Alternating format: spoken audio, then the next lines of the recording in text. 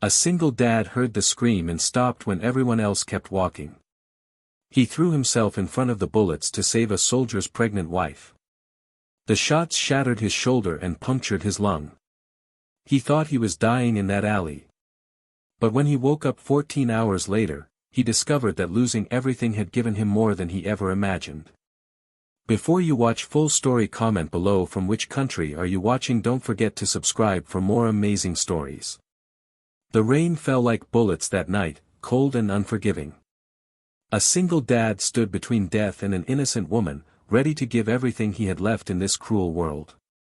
Daniel Mitchell was exhausted.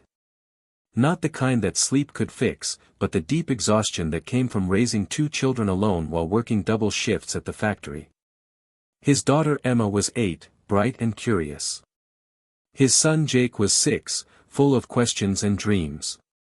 They were his entire world. 3 years had passed since cancer took his wife Sarah. 3 years of struggling alone, counting pennies, falling short every month when bills arrived. The apartment was small and cold, but Daniel made it home. He painted Emma's room pink. He put stars on Jake's ceiling. Every night, he tucked them in and whispered, "You are loved. You are safe. You are my everything." Tonight, Mrs. Peterson from across the hall was watching the kids. Daniel needed overtime at the warehouse. Jake's shoes were 2 sizes too small. Emma needed new school supplies. The factory supervisor had called with extra work available. Daniel finished loading supplies around 9:30. His back ached, but the overtime check would help. As he walked toward the bus stop through the rough industrial district, he heard a scream. "Please. Somebody help me." Every logical thought told him to keep walking. He had children waiting. Getting involved was dangerous. But the scream came again, desperate and terrified. Daniel thought of Emma and Jake. What if they needed help someday and everyone walked away? He ran toward the alley. A young woman was pressed against the wall, cornered by 2 men. One held a knife. The other gripped her arm. Her military jacket was torn, her face streaked with tears. "Let her go." Daniel's voice shook but held firm. The man with the knife laughed. His eyes were dead and cold. "Walk away, old man. This ain't your business." "I'm making it my business." Daniel moved closer despite his trembling hands. The second man pulled out a gun. "You got a death wish? Last chance. Turn around." Daniel saw the woman's desperate eyes. Someone's daughter. Someone's wife. He could have run. Should have run.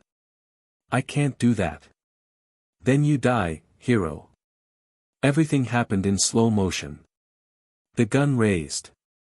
Daniel lunged forward, throwing himself between the bullet and the woman. White-hot pain exploded in his shoulder.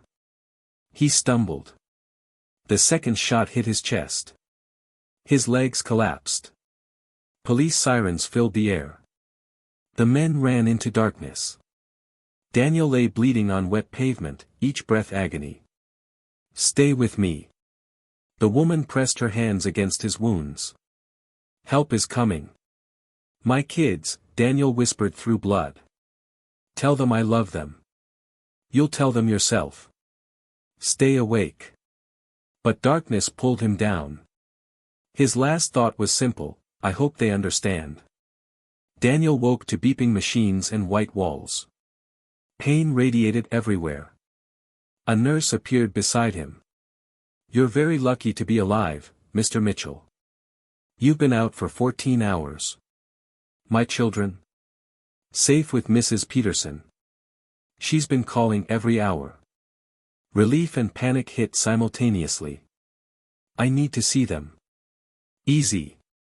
You took 2 bullets. One shattered your collarbone, the other punctured your lung. If paramedics had arrived 5 minutes later, you wouldn't have made it." The door opened. The woman from the alley walked in. In hospital light, Daniel could see her clearly. Young, maybe 25, with dark hair and eyes red from crying. Her military jacket bore the name Martinez and sergeant stripes.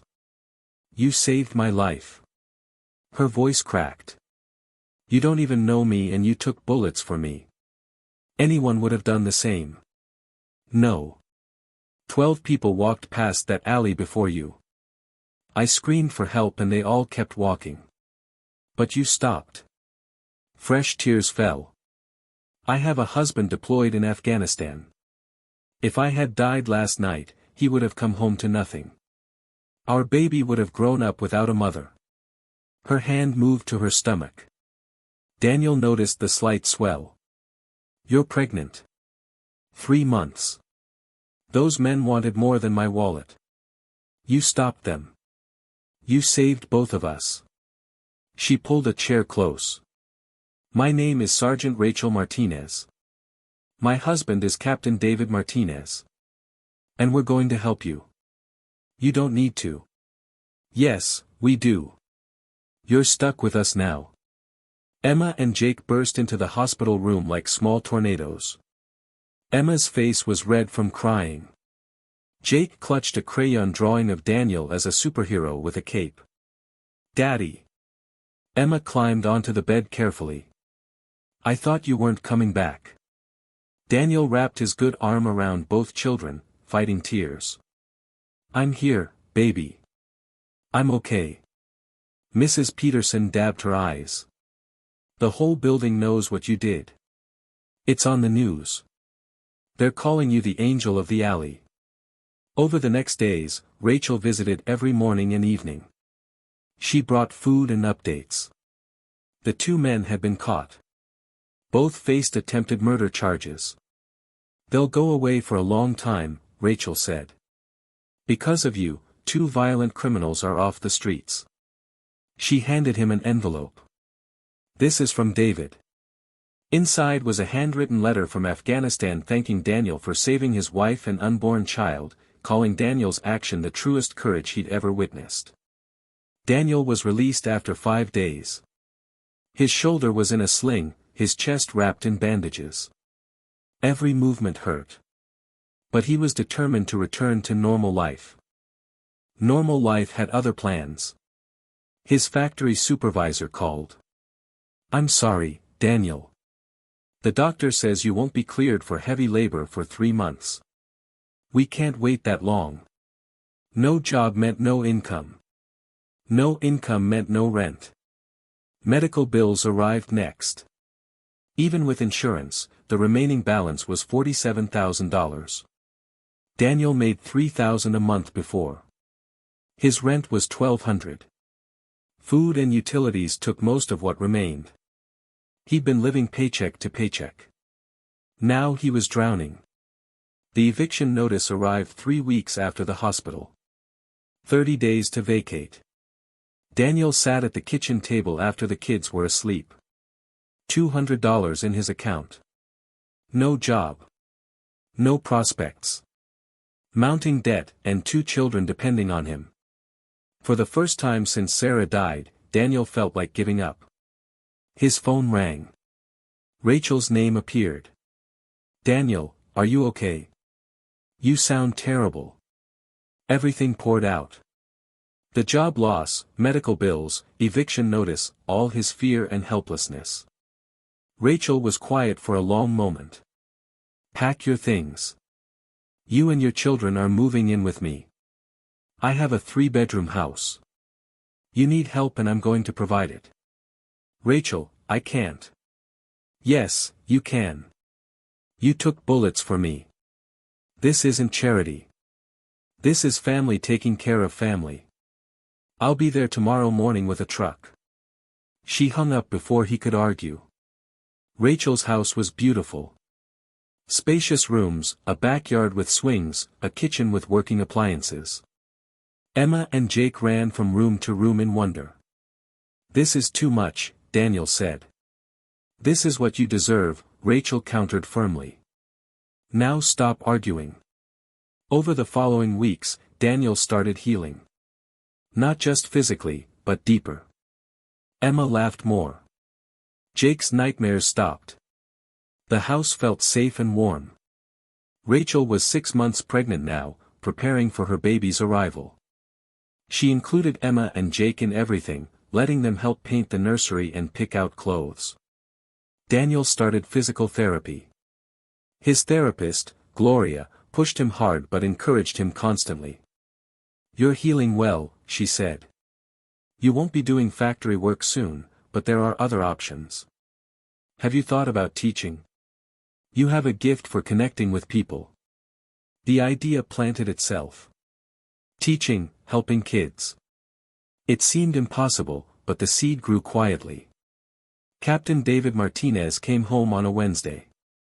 Daniel was in the kitchen when he heard the door open. "Rachel?" "I'm home." Footsteps approached. Daniel turned. Captain Martinez was tall and broad-shouldered with eyes that had seen combat. He extended his hand. "Daniel Mitchell. Thank you doesn't cover it. Nothing I say will ever be enough. You saved my wife and child. You gave up everything to protect them. You don't owe me anything. I'm just glad she's safe." "No. You're family now. Whether you're ready for that or not." Emma and Jake appeared. David knelt to their level. "Your dad is a hero. You know that?" Jake nodded seriously. "I drew him with a cape."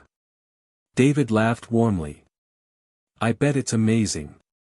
Can you show me?" The months that followed brought unexpected changes.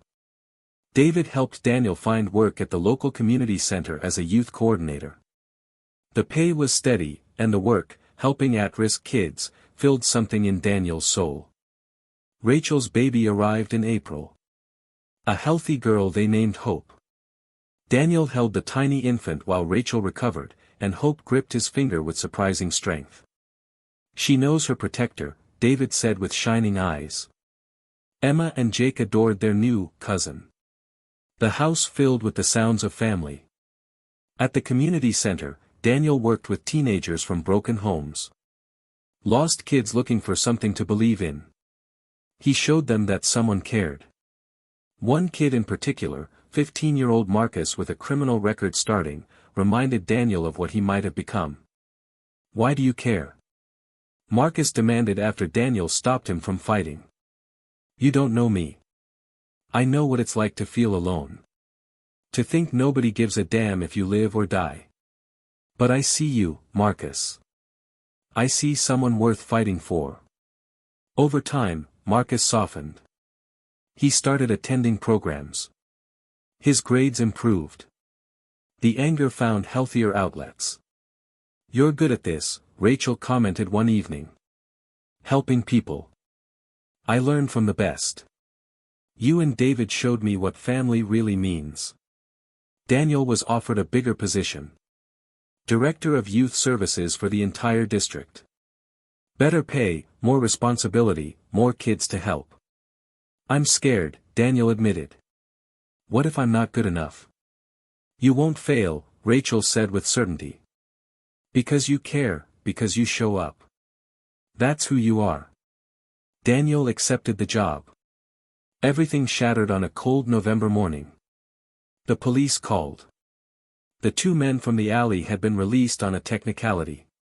Some evidence mishandling. They were out. And they were angry. "We've assigned protection," the detective said. "These men made threats from prison. Your children are being watched, but Mr. Mitchell, you need to be careful." David stationed people around Daniel's life. "You saved my family. Now I'm protecting yours." But protection couldn't be everywhere. 3 days later, walking home from the community center, a van pulled up. Daniel recognized the tattoos, the dead eyes. "Remember us, hero?" They dragged him into the van. A bag went over his head. Zip ties cut his wrists. "You cost us 3 years in a cage. Now you're going to pay." Terror flooded Daniel. Not for himself, but for Emma and Jake. "Whatever you do, do it to me. Leave my children alone."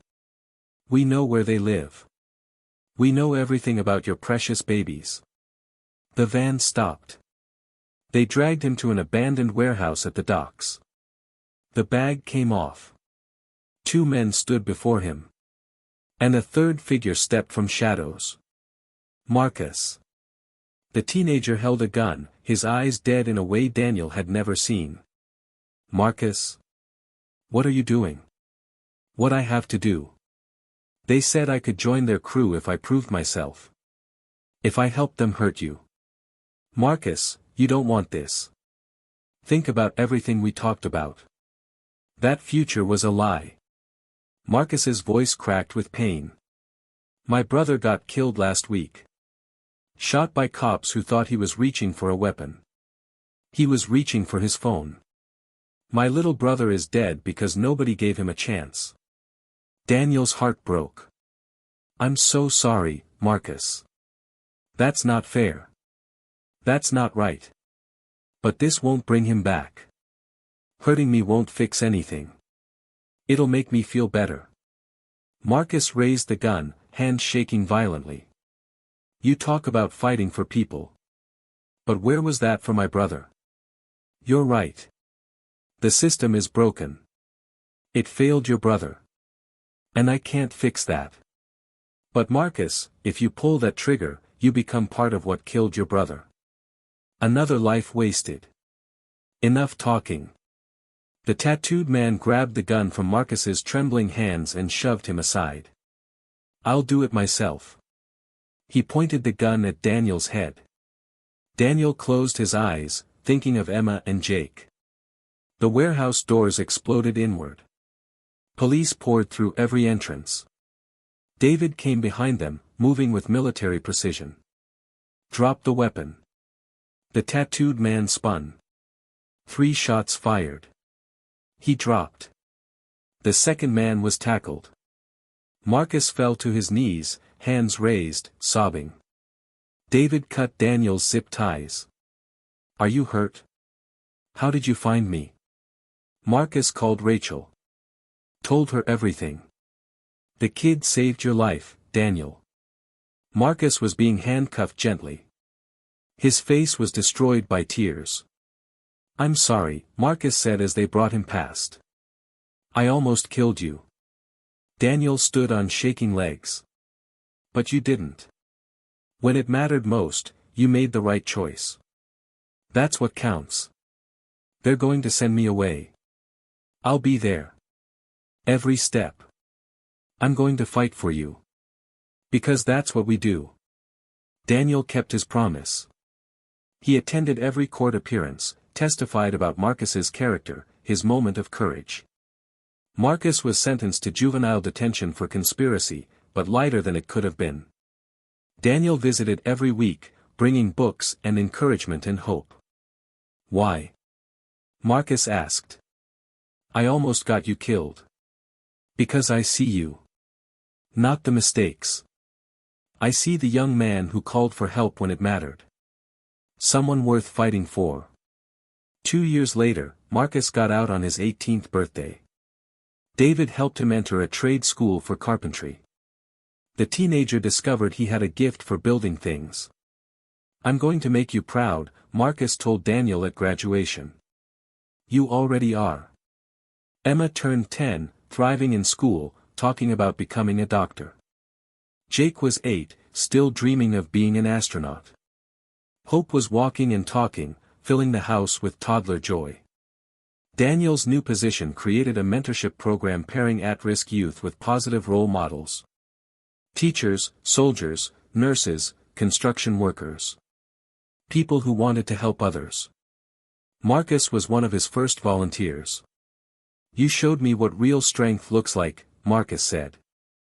Now I want to show other kids. The program launched with 40 kids.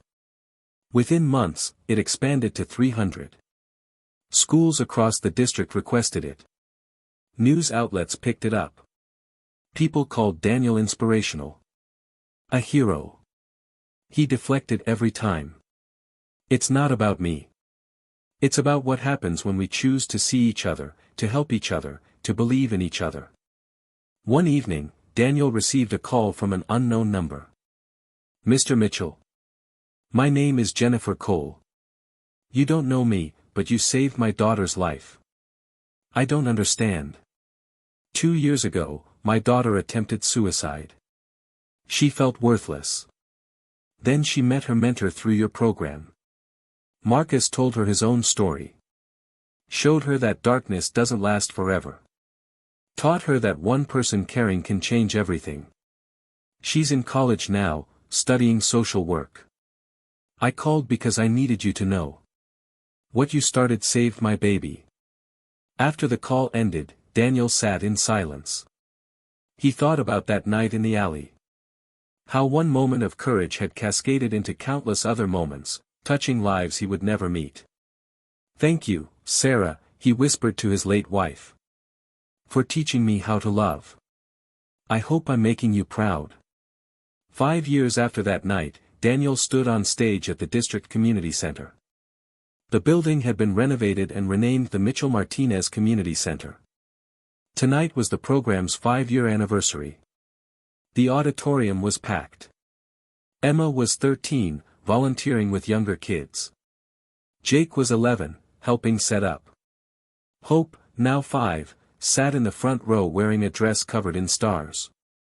Marcus stood beside Daniel on stage. At 23, he'd built a successful carpentry business employing 6 people, all former at-risk youth. "You ready?" Marcus asked quietly. "I hate public speaking. Could have fooled me." The lights dimmed. Daniel stepped to the microphone. 5 years ago, I was a single father barely keeping my head above water. I worked double shifts, counted pennies, fell asleep exhausted. I thought that was what life was.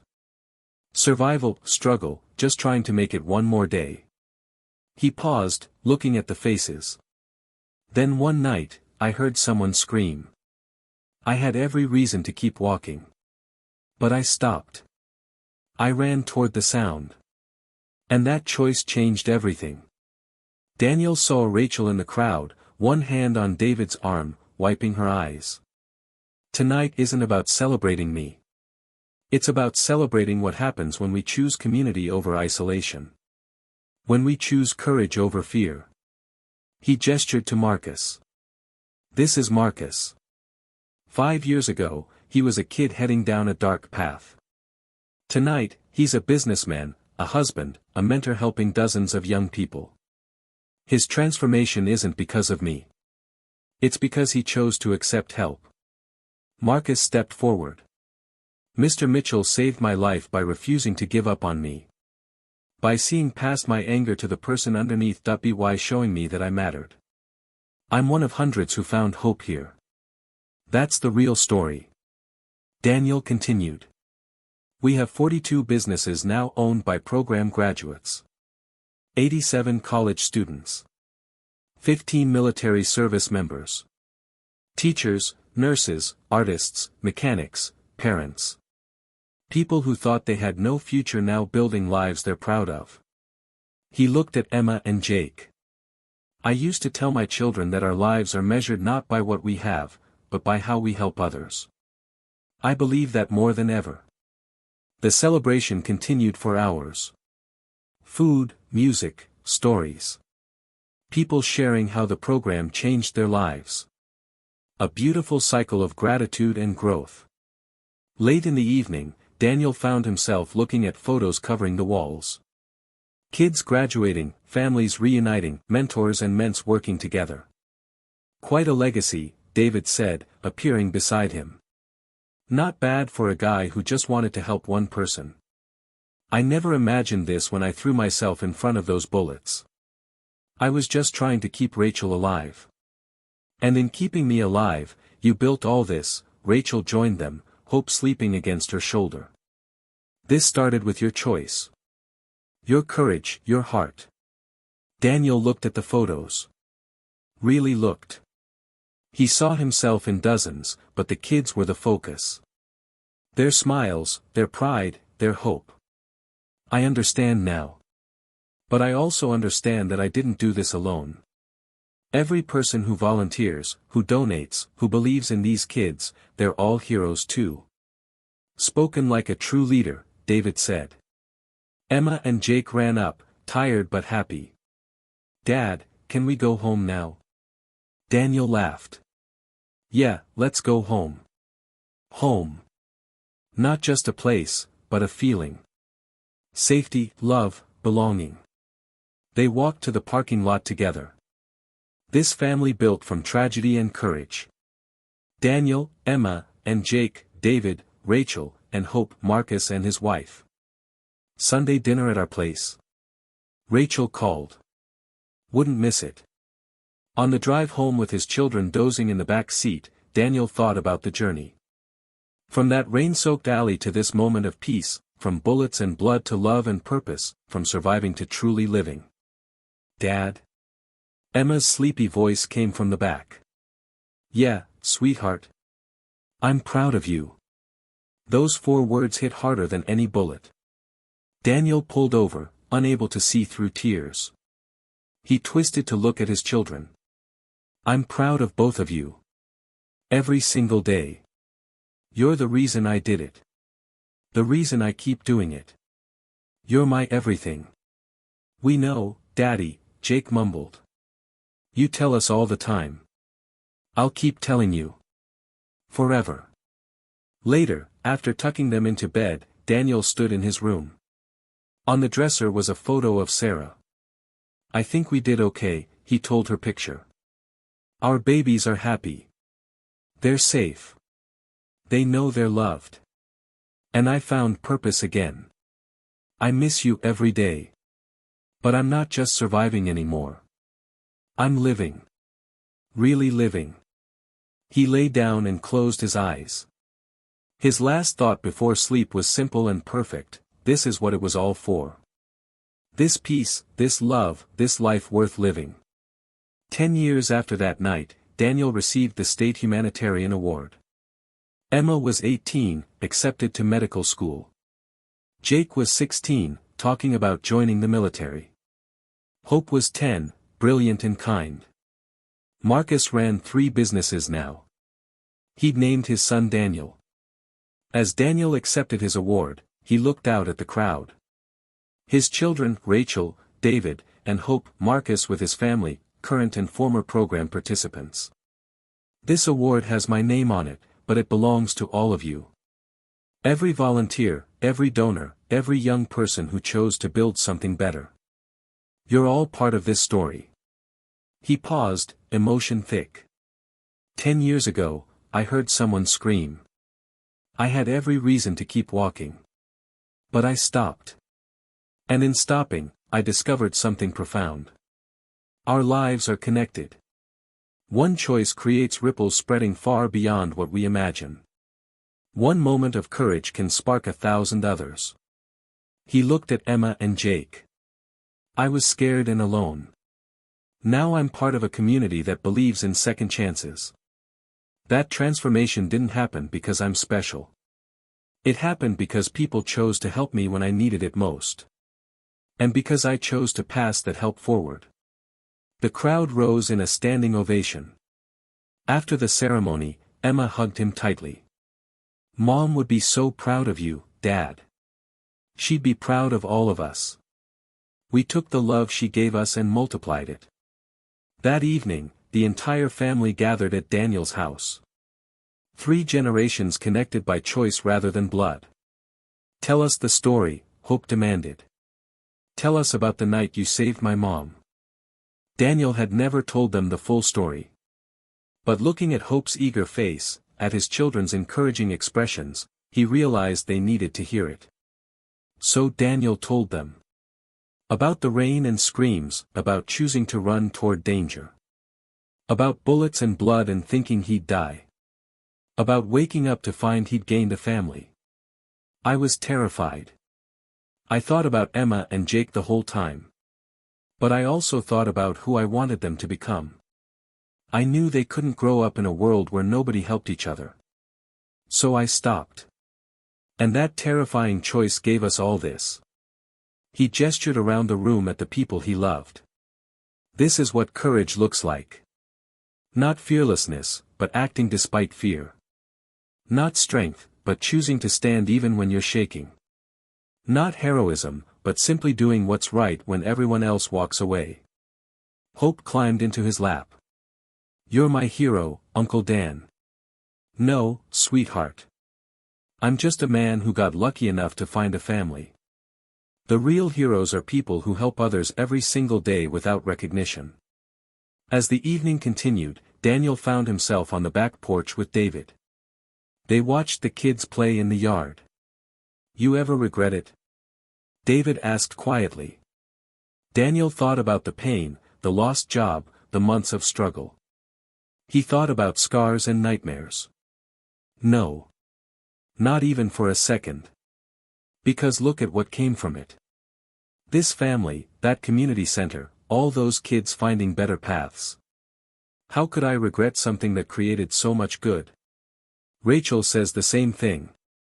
She says getting attacked was the worst night of her life, but it led to the best things.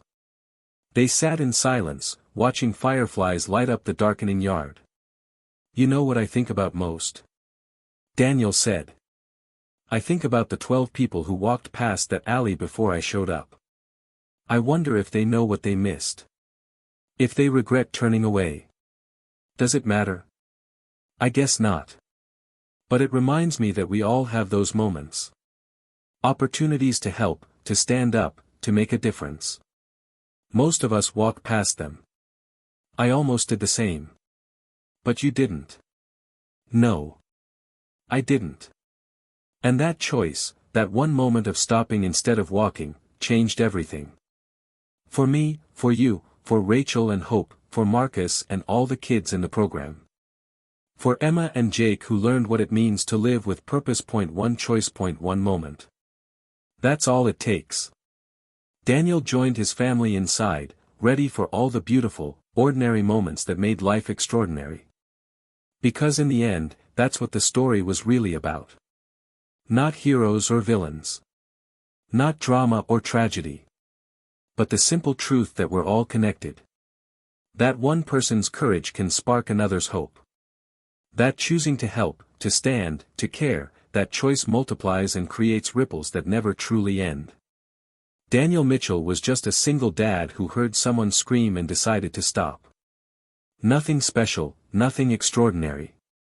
Except in stopping, in choosing to act, he proved something powerful, that ordinary people doing ordinary acts of courage can change the world. One choice at a time. One person at a time. One life at a time. In a small house in a quiet neighborhood, surrounded by family built from love and sacrifice, Daniel Mitchell smiled. Because he'd learned the most important truth, the greatest legacy isn't measured in awards or recognition. It's measured in the lives we touch. The people we help. The love we share. That legacy lives forever. Just like the ripples from a single brave choice on a rain-soaked night 10 years ago. Years continued to pass like gentle waves. Daniel's hair turned gray at the temples. Emma became a doctor, just as she'd dreamed. She opened a clinic in the neighborhood where Daniel had once struggled, providing free care to families who couldn't afford it. "I learned from the best," she told him at the clinic's opening. "You taught me that helping others isn't about what we get back. It's about who we become in the giving." Jake joined the military, following David's footsteps. But unlike his mentor, Jake became a medic. "I want to save lives like Dad did," he explained. "Not with bullets, but with healing." Marcus's carpentry business grew. He hired exclusively from the community center program, giving chances to kids everyone else had given up on. His son Daniel, now 5 years old, spent afternoons at the center watching his father work with teenagers. "Why do you help them, Daddy?" little Daniel asked one day. Marcus knelt down, his eyes soft. "Because someone helped me when I needed it most. Someone believed I could be better. Now it's my turn to believe in others." Hope grew into a remarkable young woman. At 15, she started a youth advocacy group, speaking at schools about the importance of community support. She carried her Uncle Dan's message everywhere she went. Rachel and David celebrated their 25th anniversary. At the party, David raised his glass for a toast. 25 years ago, I married my best friend. 15 years ago, a stranger saved her life and gave us our future. That stranger became my brother. This family, this beautiful, impossible family, exists because one man chose courage over comfort. To Daniel Mitchell, the man who showed us all what love really means. Everyone raised their glasses. Daniel felt tears streaming down his face. That night, alone in his room, Daniel looked at Sarah's photo one last time. We did it, love. Our children are changing the world. They're carrying forward what we started. The love never stopped. It just kept growing, kept spreading, kept touching lives we'll never even know about. He thought about that rainy night 15 years ago. About the scream that changed everything. About the choice between safety and courage. If he could go back, knowing everything that would happen, the pain and struggle and fear, would he still stop? The answer came instantly, powerfully, without a single doubt. Yes. 1,000 times yes. Because this life, this beautiful, messy, love-filled life, was worth every scar, worth every bullet, worth every moment of darkness. Daniel closed his eyes and smiled. Some people measure success in money or fame. Others in power or recognition. But Daniel Mitchell measured his success in the faces of children who learned to hope. In teenagers who chose building over destroying. In a soldier's wife who got to watch her daughter grow. In his own children who understood that the greatest thing a person could be was kind. That was the legacy. Not the awards or the buildings with his name. But the ripples, the endless, beautiful ripples spreading outward from one moment of choice. And somewhere in the universe, Sarah smiled too, knowing that the love she'd planted in Daniel's heart had bloomed into something magnificent. A garden of hope that would never stop growing.